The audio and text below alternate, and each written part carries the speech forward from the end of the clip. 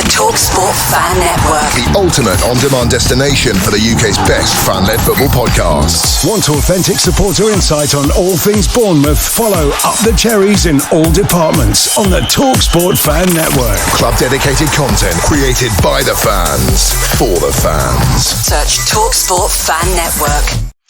The international break is finally over. That was a lot of fun, wasn't it? Not. And we are back to home comforts in the Premier League.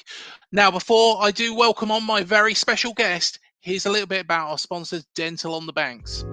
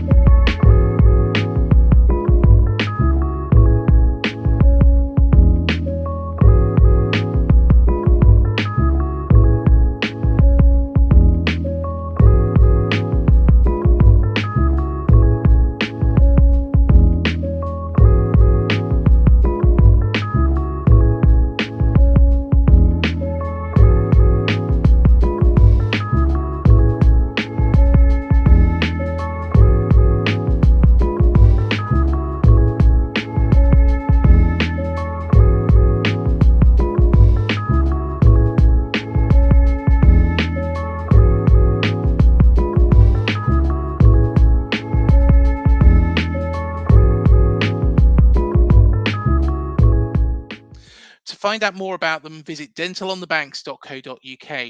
Now, we are facing the Gunners. Of course, Arsenal, who are undefeated in the Premier League this year. They ran Manchester City very, very close before Man City got a very, very jammy equaliser with 10 men. They're also unbeaten, of course, in Europe and, of course, the Carabao Cup as well. Thought we'd mention that. Now, the Gunners are seeking the title this year, and they've come very, very close. They are the biggest competitors and the biggest threat to Pep Guardiola's Manchester City. Mikel Arteta is getting closer and closer, and we're going to find out a little bit more if they can get across the line this time round. Now, as I say, very, very special guest. He is from the leading football fans channel out there. Of course, we're talking Arsenal Fan TV. We are welcoming back on to Up the Cherries in all departments, Cecil. Welcome back to the show, Cecil. How you doing, mate? I'm good. How are you, my friend? I mean, football's back finally. Premier League's back. I've been missing it. International. Yes. I actually didn't watch.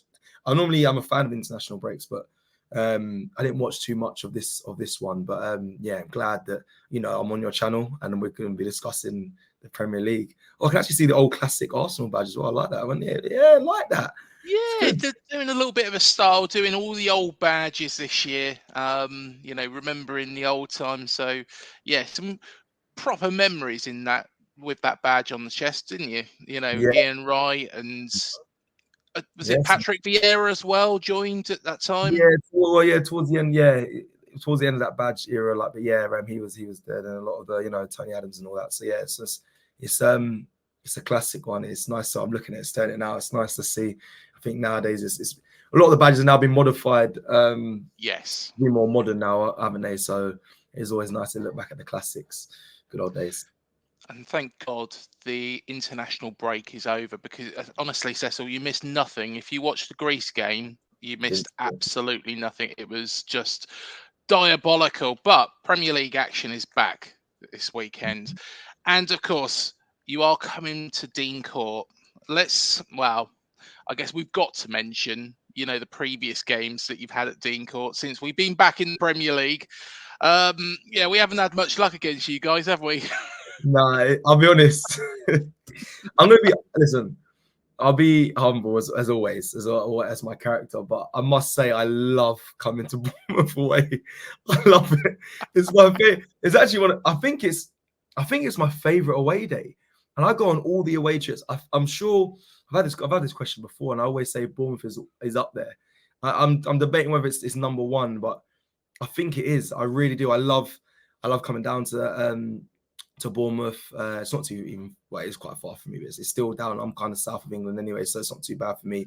And on top of that, you know, your stadium, you feel so close to the players. I think it's a nice atmosphere all the time. True say though, we do usually come when the sun's out. It won't be that this time round, which is a shame. We always come when it's like either start of the season, sun shining, you know, we're and we're normally rampant in form at the time. But this time it's a bit different. We're going to be coming during the winter. But I still think the form shouldn't change from Arsenal. I think we started the season well. So yeah, but like you said, coming to your place, we've seen so much. It's when kind of you kickstarted Havertz's career by our captain giving the penalty to Kai Havertz. Might not go against Kai Havertz and kickstarting his confidence boost and his level of what we see today. We've seen Saliba score an unbelievable goal at your place. Unbelievable. I mean, yeah, I enjoy it. I can't lie. Every time I enjoy it. And on top of that, I always mention him to someone on your channel. Obviously, James Hill's a friend of mine, still part of the Bournemouth setup. So I don't know. I have a lovely time in Bournemouth. So yeah, it's always a good time. But of course, this might work in our favour because the last times that you played us at Dean Court, of course, the first time was under Scott Parker. He was subsequently sacked after the 9-0 drubbing that we had in the next match against Liverpool. And then, of course, it was Andoni Iraola's, first couple of games when you come down. And again, he was finding his feet and his style. And good manager. Good. I like Iraola. Yeah, good manager. Well, that was what I was going to ask, actually, because, of course, Andoni Iraola and Mikel Arteta are actually from the same part of Spain, which is the Basque Country. And they both play that high press, that high intensity football. Can you see that, or do you think that this might go against Andoni when we come up against Arsenal because they play similar styles? Let's be honest, you have got a lot more. Quality. Well, you've got a lot more in the locker, haven't you? Let's be fair. A lot more quality to be able to produce what Arteta wants on the pitch, because there's a lot more quality there, and that's a bonus for Arsenal. I always back Iraola, especially from having conversations with you from the beginning. Obviously, like you said, he's come from the Basque Country. The same kind of setup, the way they play, the style of play and whatnot, all come from that sort of manager and that growing up in that sort of area. So I've always been a fan of him, even when there was question marks of him when he first joined. And remember we had our preview and like, don't know about this manager, but from there he kind of kicked on. I think we got like 10th or 11th that season. I think he pushed you guys well up the table. You're currently obviously in 13th, but I just think I like him. Will both styles cancel each other out? Will it be a detriment to you guys? I mean, every time we go there, last time it didn't. So we just, again, I think because we have the quality, I think we just kind of overpower, just Bournemouth in that sense. Listen, they're a good team. I think you not having Solanke anymore kind of is at your detriment. I think it's funny. I actually look at Solanke and the Kai Havertz sort of region of like what Iraola got out of Solanke is what Arteta's kind of getting out of Havertz. I think no one really projected him to get that many goals last season for you guys, and he did. No one projected Havertz to be this sort of player for Arsenal, but he is. I think there's similarities there. Whether it will cancel out each other, I don't know. I expect Arsenal to, again, we have the better. Like if two teams want to keep the ball, I would always go towards a team with better quality to get the job done. And sadly, not sadly, from my always being off, I'm happy about it. But if we're talking from your perspective, sadly, I think that's a bit of a downfall on Bournemouth's side.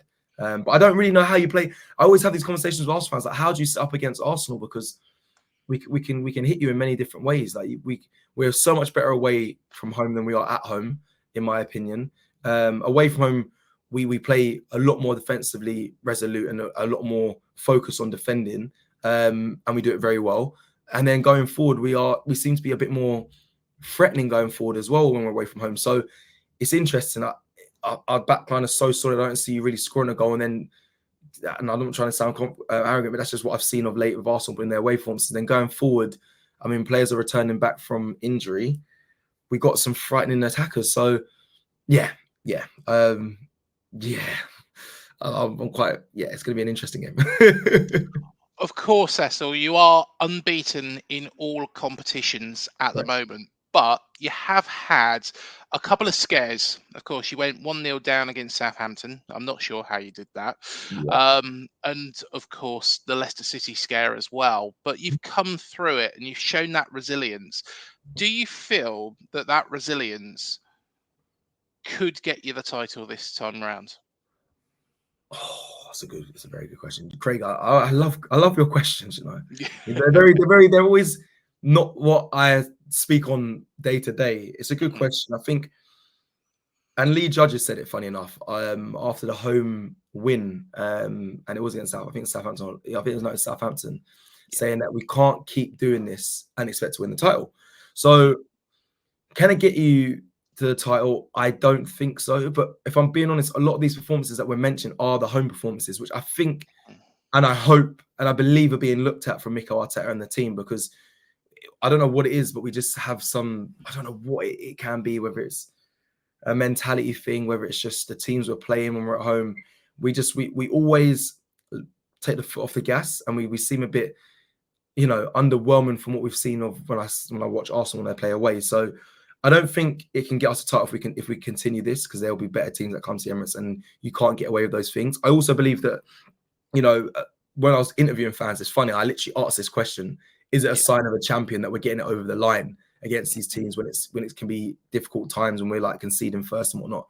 But I'm asking that question, but I don't believe it. I think no, it's too early in the season to be doing these little, playing with the heartstrings, when it comes to near misses or not winning games. But then again, if you look at last season, it weren't the big teams that really took the points off us. It was more the Fulhams, the Aston Villas, and Aston Villa had a good season last season, but it's more the Fulhams and those sort of teams that allowed us to drop points. So it is more those teams that we struggle against. It's just something I am aware of. I don't think you can win the title if you push it that close every time against lesser teams. I think Liverpool was a prime example of that. Sorry, last season as well. They were just getting over the line a lot of the times in their games, and in the end they fell out of the title race. But we can't do that going up against a team like Man City, and even Liverpool now. They're obviously still in a very good form, but like on top of the Premier League, you can't. I don't believe you can win it by having these near misses. I think you have to be near on perfect throughout and just be dominant, and that's what I'm hoping Arsenal will click into gear the more the weeks go. Let's touch on that Man City game, because you were 2-1 up until the dying moments of that match. You were much the better team, especially in the first half. In the second half, of course, Trossard got sent off I think it was, didn't he play 8 minutes of injury time at the end of the first half? So it happened. Yeah, it was 7. It was supposed to be 7, I think, added, and then he was into the 8th, and that's when it happened. I think it happened. That's when the goal. That's when the goal went. Basically, both instances, which no one really speaks about, were all after the added amount of minutes in total. Yeah. No one really highlighted that, because I don't think many people picked up. I was in the ground and very aware of it. No one really spoke about it after. They just spoke about the incidents, like firstly us conceding in the last moments, and 2, Trossard being sent off. But no one spoke about the time that was that these incidents happened, which is a frustration, because it was past the allocated added time. But then again, I look at the Leicester game, when we win in the dying moments. We had 9 minutes or 7. No, I think we had 9 minutes added on. I don't know where those 9 minutes came from, but I shouldn't complain. But I'm just there is a thing about that, about the instances and the times that it's happening. But yeah, that game against City was absolutely ridiculous. Absolutely ridiculous. And you kept them out, didn't you, for much of the second half, considering you was down to 10 men? Yeah. We kept them. That was, I'll be honest, it was a slight turning point for me for having hope that Arsenal can. I actually said before those games, I said if we get through Tottenham away, Aston Villa away, and then Man City away, if we come out winning those games, we win the league. Very optimistic, very early on in the season, but it's on record. I've said this on many channels, but we didn't. But the only time we dropped points was against City. But there was so much fear amongst the City fan. We could feel it, and you could see it. Arsenal were incredible, absolutely incredible. If we was 2-1 up, and I'm telling you, if we had 11 men, we would have went on and won that game. But yeah, in the dying moments was a heartbreak. But you can commend the team because we kept City out, and it shows and kind of highlights our strength. Our biggest strength in the Arsenal team is our defence, and you can see that from the goals we score from corners, set pieces, usually our defenders, and also we can defend goals. You can see the solidarity between the two centre backs when it comes to Gabriel and Saliba. So yeah. Of course, you did make a couple of signings during the summer window. One of those was David Raya, and of course, Calafiori and Marino also joined the club. Was you happy with the transfers coming in, and do you feel that they have added to the squad, or do you feel? I think it was in quite a good position to start off with, and I think the side has grown. But do you feel that it's added a little bit? Yes, the short answer of that is yes. I'll explain why. I think fans get into it. We got into a frenzy, the Arsenal fans, because we want a striker. Yeah. But when you really look at the market and you really try and pin down what the sort of striker you want, what sort of price that will come at, what team will allow that sort of striker to be let go and come to Arsenal.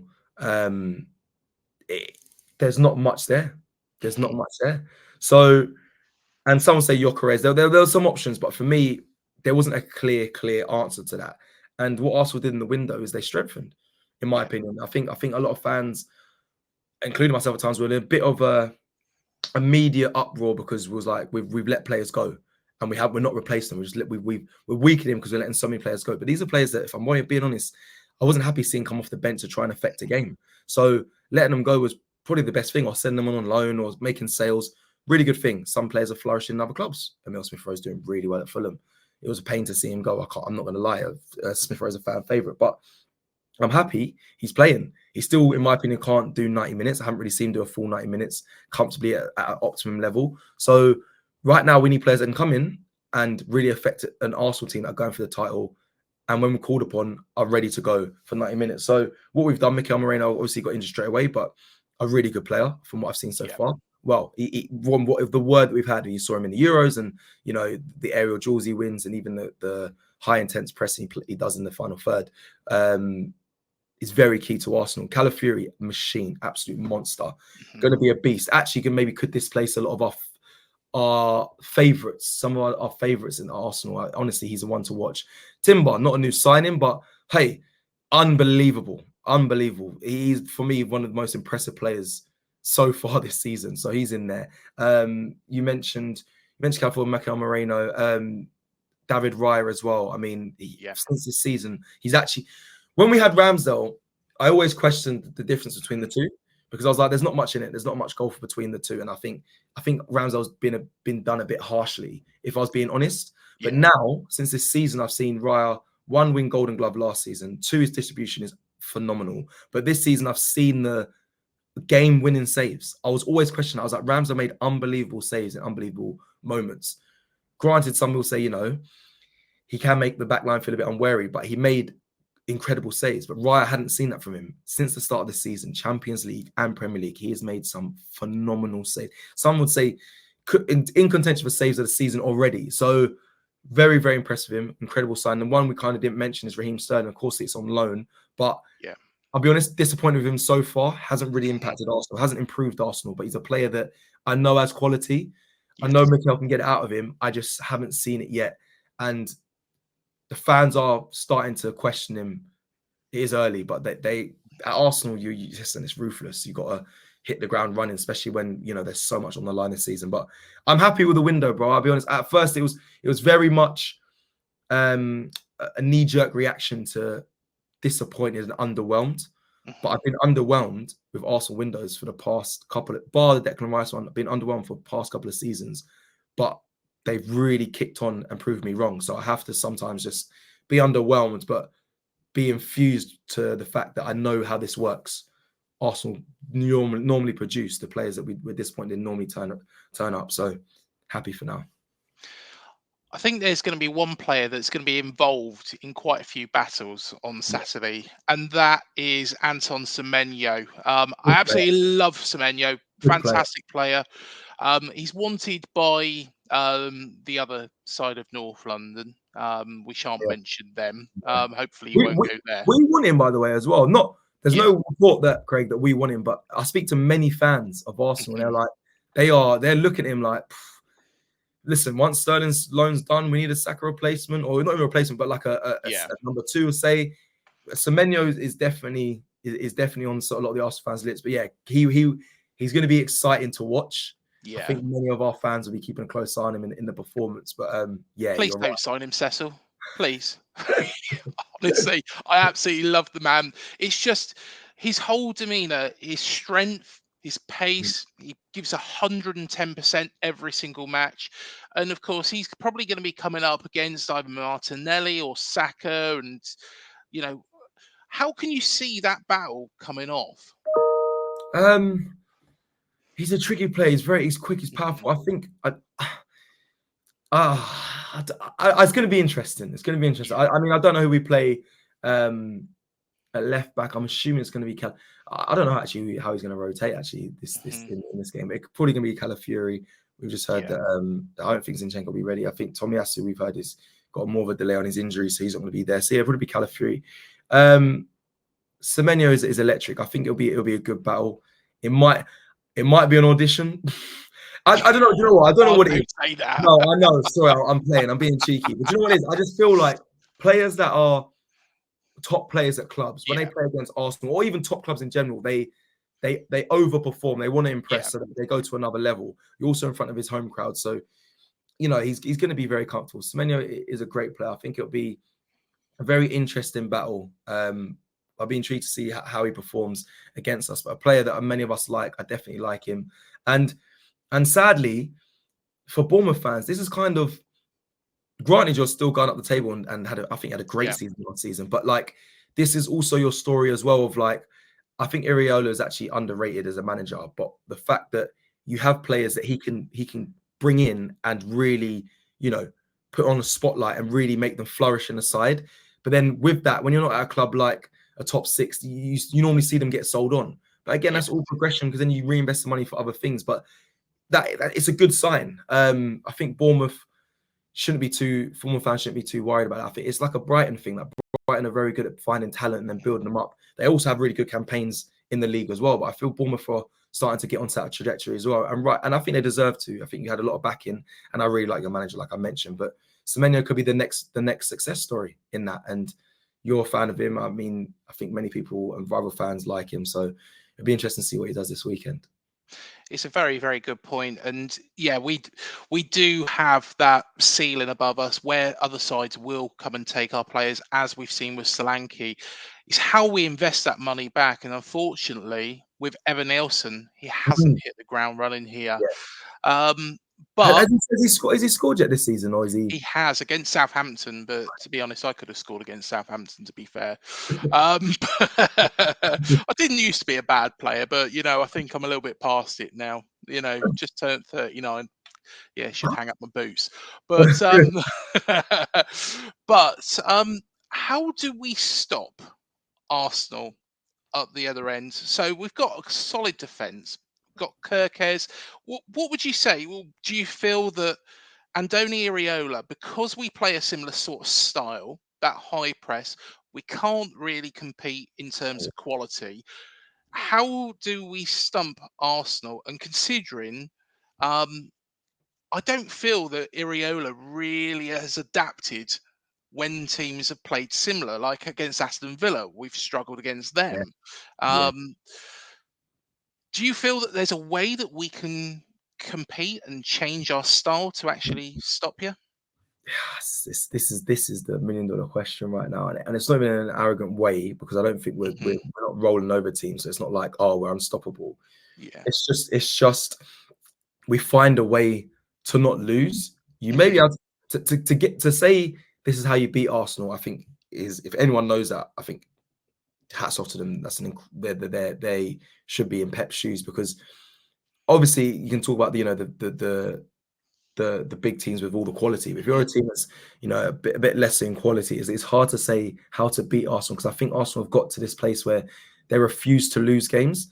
But I can see you it's possible that we could draw this game. There's a possibility of that. It just depends on how you are at set pieces, because if you're good at defending set pieces, that is, I'll be honest, that's one key strand to our play. It's not a be all and end all, but it's something that when we're looking for in search of a goal, if you haven't got a strong back line, if you haven't got tall midfielders or centre backs, we will beat you aerially. We'll dominate that area. So that's one way where you can nullify Arsenal if you're good at stopping set pieces. So if your team's ready, prepared for that, cool. That's one way. That's a tick of not conceding, not losing, not being able to be in a negative position. I think, and the reason why I find the question so difficult is because I can't point to you a weakness. Last season, I could say Zinchenko potentially. A lot of fans will go down that left side. You never really know. Zinchenko inverts, so there's always a chance where you can catch us on the counter and expose us down that side. Sadly, that doesn't happen this season because we have Timber there, or we have a Calafiori who are very defensively solid. Yes, they can get forward, but their priorities are going backwards. Same with on the right back side. Ben White, even the Timber goes there. We're quite comfortable there. And then our centre back pairing, I don't need to speak too much about them. So it's breaking that down. Of course, we've conceded at home, so it's not like it's impossible. We have conceded. We haven't got the best defense league in the league this season. Currently, that's Liverpool. But the goals that are being scored, in my opinions, are quite wondrous. Some are sloppy or bad defending, but I think majority of them are like quick transitions of play, volleys, half volleys, taken very quick. Like not much David Raya, our keeper, can do. So they are quite wondrous goals. So that's a chance. I mean, a really wondrous goal, maybe a quick turnover, but yeah, I just think it kind of depends on what Arsenal you get, Craig. That's kind of the be all and end all, because I feel like when we underestimate a team, and this may be just from a fan perspective, when we underestimate a team, we can get caught cold. That's why it's a mentality thing. It's something I'm trying to delve into Arsenal and figure out what's happening. Why is this happening? But a lot of the times it's at home, so I'm eradicating that factor over our way. But we do underestimate teams, I feel, when they're a bit lower in the table. I think we either start really fast and get a few goals up and then relax, take the foot off the pedal and start to enjoy it and play about. And that's when we can get caught cold.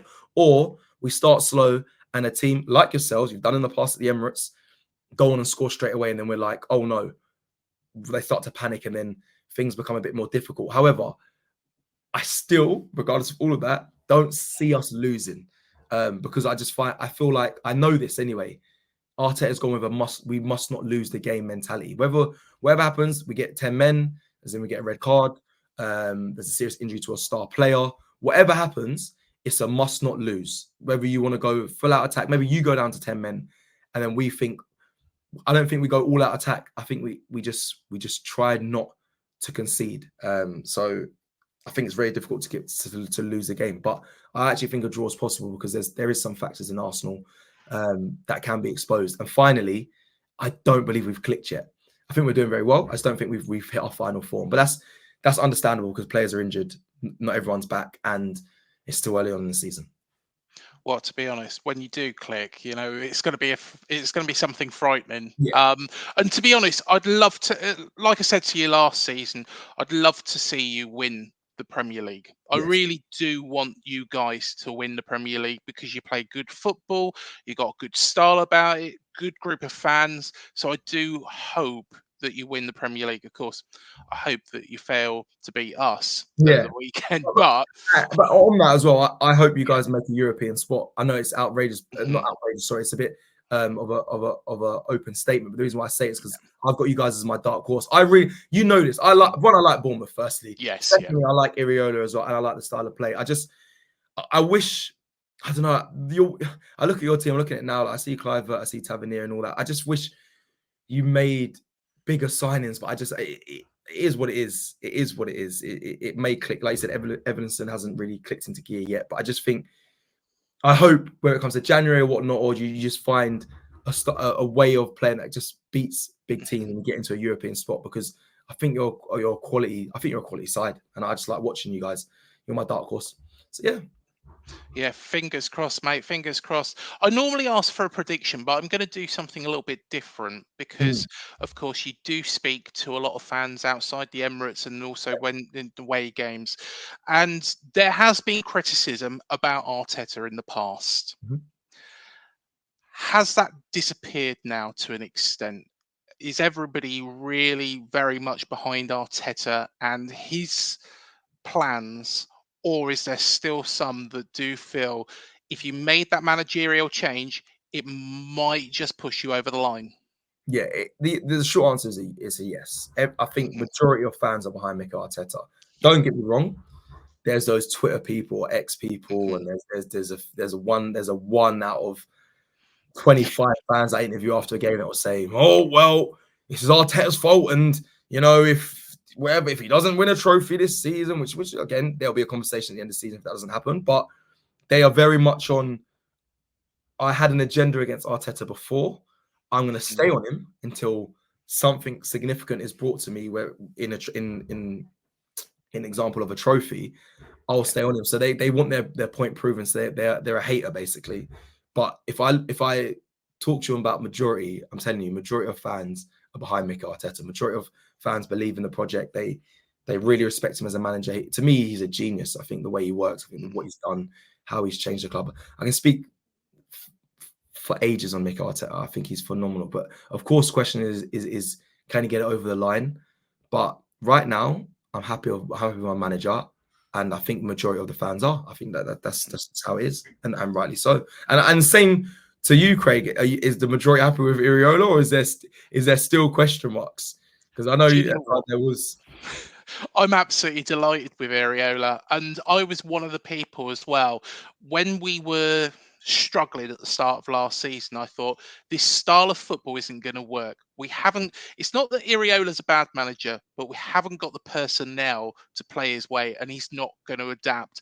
I think we need to get somebody else in, and I even said Jesse Marsh as a Yeah, suggestion. Thank God I'm not a chairman, Cecil, yeah, because at the end of the day, that would be the most horrific appointment ever. But Iriola has got my full back. I think he's a brilliant manager. I think it all clicked all of a sudden last season. yeah, And it was after the Burnley game, it just all clicked and come together.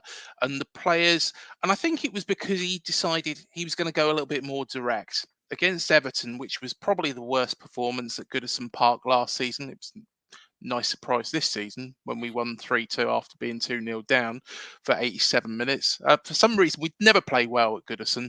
But we was playing pass. Whereas he went a little bit more direct and it worked. And he's got my full backing. He's a fantastic manager. And I'm worried now that somebody's going to come in for him. yeah. That's a sign of a good manager because we have the same thing. Mhm. Real Madrid, Barcelona, those players are sniffing around Mikel Arteta. Don't worry, that's a sign of a good manager. So yeah, and always that is always the question of are fans happy with their manager? Well, who would you replace him with? And I think the majority of the answers here are absolute stinkers. So yeah, people back him. I'm glad you're backing your manager. And I Mhm. think, I don't know, I like to see managers have a long stint at clubs. I hated the chopping and changing culture of managers. I hated it. I hate when all clubs do it. Yeah. And if I'm honest, it's a sign of lack of stability within a side. And I'm glad that both of our clubs feel or seem stable and on the right track. So yeah, man, it's good. Good question. Do you know what? You've opened a can of worms here, and I've got one final question in my mind now. If Mikel Arteta was to be taken by Barcelona or Real Madrid, would you be unhappy if Arsenal took Iraola from ourselves?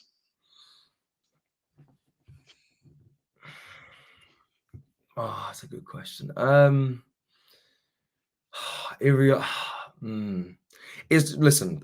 It's tough. It's tough because Hmm. the reason why I say it's tough because Vincent Company was at Burnley and he Yeah, wanted to do a style of play. Clearly, didn't have the players and the quality to do that.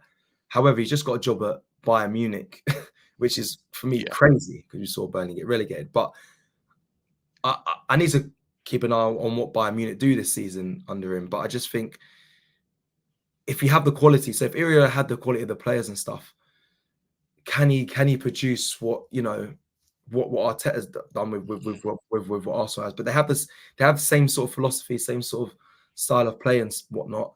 Does he have the gravitas to do what Mikel Arteta has done? That's the only question mark. Like, Arteta holds himself very well. He's strong in his beliefs. He's very strong in where there's personalities that he doesn't like, he'll get rid of them. There's so many things that he changed he knows the culture of Arsenal because he's been a player. He's seen it. So there's a lot more to it. But I wouldn't be angry at seeing Iraola assigned as a man. I'll be honest, I wouldn't be angry. I don't know how it would work. He'll be under a lot of scrutiny because Arteta hasn't won anything, but he's very much backed and trusted by the board and fans. Yeah. So it'll be big shoes to fill, and it's crazy to say that because we haven't really won anything of significance by the FA Cup. But Iraola, I like, and maybe Arsenal fans watching this or listening to this will think, no way. But I've said it on many times. I'm a fan of your manager, so I wouldn't find it too much of an issue. But again, sorry, I went to Vincent Kompany. It was very left field, but it'd be interesting to see if he gets over the line because he has a style of play and a philosophy, and I think he's quite hardcore when it comes to. I remember the videos of him shouting at one of his players and basically saying, "Let's have it," and I like all of that. But if it translates to him winning silverware in Germany, then that is that's a prime example of, okay, if you get the tools that you want to work with, you can produce, and that might be Iraola in the future. But again, we'll have to wait and see. But interested. But let's hope Mikel Arteta stays, wins trophies. Exactly. I'd rather Arteta stays with Arsenal, wins trophies. Iraola can lead us into Europe. It's not going to happen. Right, there we go. That's all sorted. Cecil, it's been an absolute pleasure. Thank you so much for joining us again. And no doubt we'll catch up later on in the season. Definitely. Take care, Craig. Good to speak to you, my friend. All right. Thanks so much, Cecil. Ledge. And thank you, everybody, for joining us. Hit the like, subscribe, and the bell button below. It helps this channel to grow. And thank you to all the Arsenal fans as well, who have actually stayed with us and supported this channel throughout. So thank you so much. We do see all the comments. Apologies if we're not the quickest at replying to them. Do keep an eye out for all of our videos as well. And also do check out my 39th birthday present as well from Tiff Nadell. Honestly, and I've got to say, thank you so much, Tiff, for this.